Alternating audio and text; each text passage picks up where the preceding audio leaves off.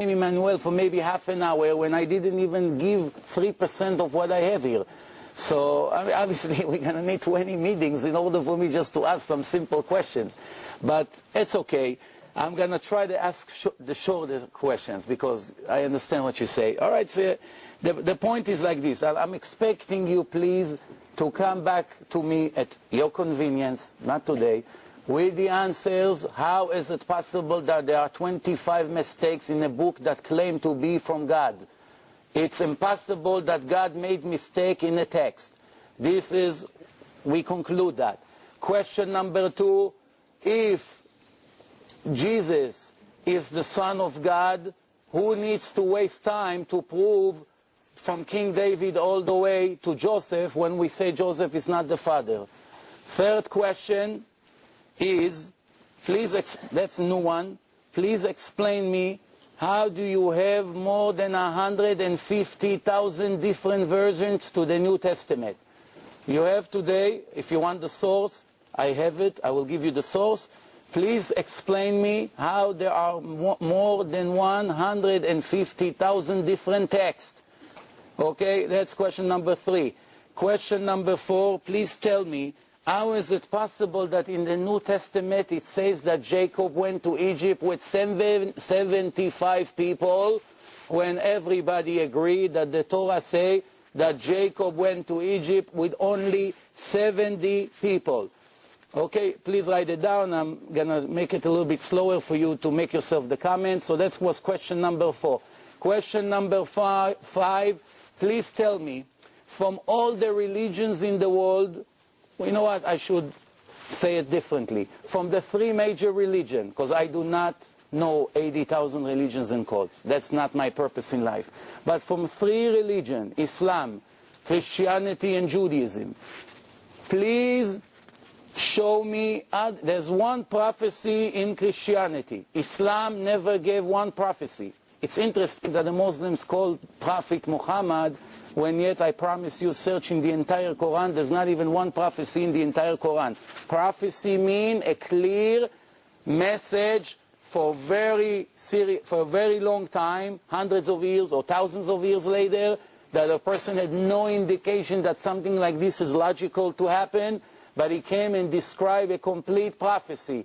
Christianity has one prophecy.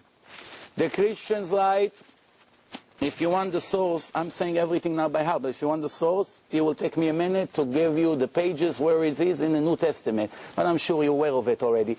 So please, it says over there that the Jews will never return to the Holy Land. When we ask the former Pope that just died about a few months ago, we asked him, how do you explain that there is one prophecy in the New Testament that say the Jews, God left the Jews after the destruction of the Second Temple, that's what you claim in your books, and it says clearly over there that the Jews will never return to the Holy Land. Every blind person knows today that there are approximately 6-7 million Jews living in Israel, more or less. There are many Jews. We are not talking about the state of Israel. We are not in politics. It has nothing to do with the state of Israel. They say Jews will not return to the Holy Land. So the Jews return to the Holy Land. Question number, 7? Question number 7 is, please tell me, the prophecies throughout the Bible, there are many, many prophecies that speaks on time of Messiah. All of them, with no exception, describe that in the time of Messiah, the Jews will have great life. The enemies would leave them alone. There will be no war. The Jews will not suffer from anyone. Nobody ever suffered. The Jews never suffer more than the time that Jesus lived, in the time of the Romans. In his lifetime, millions of Jews were dead.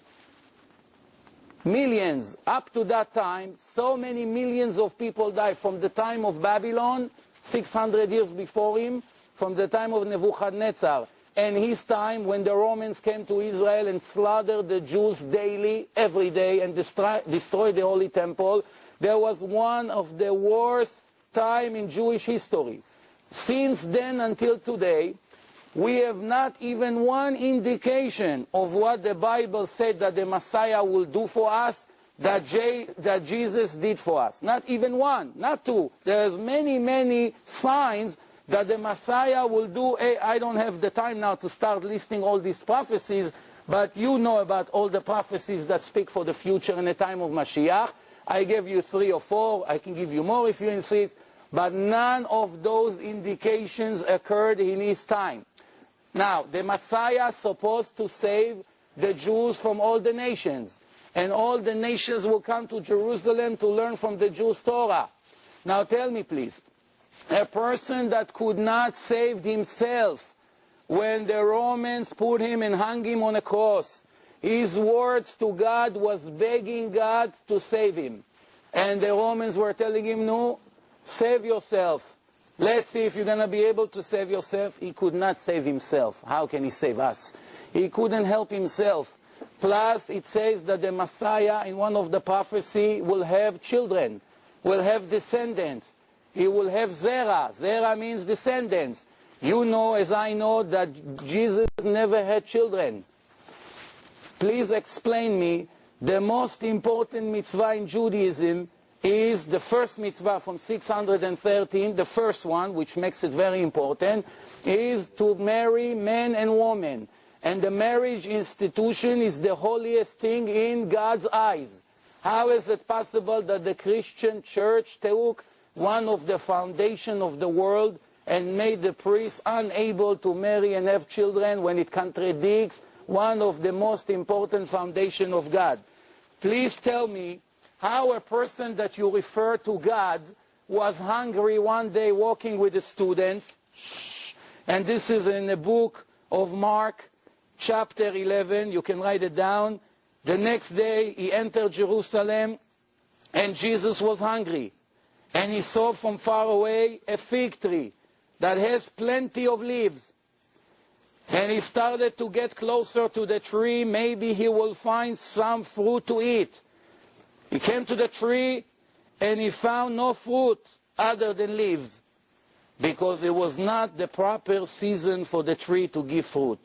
And he, out of paper, by the way. yes, and which, you know, very good. You know, there's no coincidence. So it says like this. I'm cursing. I'm glad you enjoy, but please, we are now only arguing to find the truth. We're going to shake hands, we'll stay friends. Nothing here is personal. I want to say it again. The point here, I'm asking questions that if we're going to get the answer to all these questions that we ask, we have a very serious problem. Why? Because we declare always that if you find one mistake in the Torah, that's going to be the end of Judaism. One mistake, not two. And we have very many mistakes that we highlight, as some of that you heard from me. And